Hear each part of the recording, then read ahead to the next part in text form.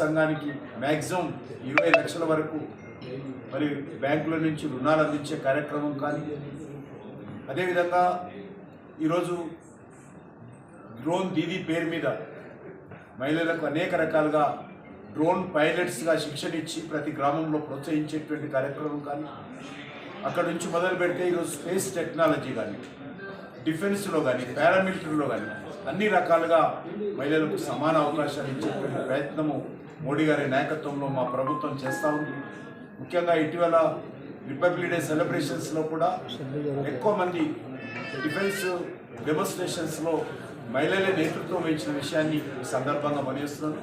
అటువంటి అంతర్జాతీయ మహిళా దినోత్సవ సందర్భంగా డాక్టర్ అమిత గారు ఈ యొక్క ప్రత్యేకమైనటువంటి మరి ఈ యొక్క హాస్పిటల్ వారు స్పెషలిస్ట్గా ఉండి ఈ హాస్పిటల్ ప్రారంభించడం చాలా సంతోషం.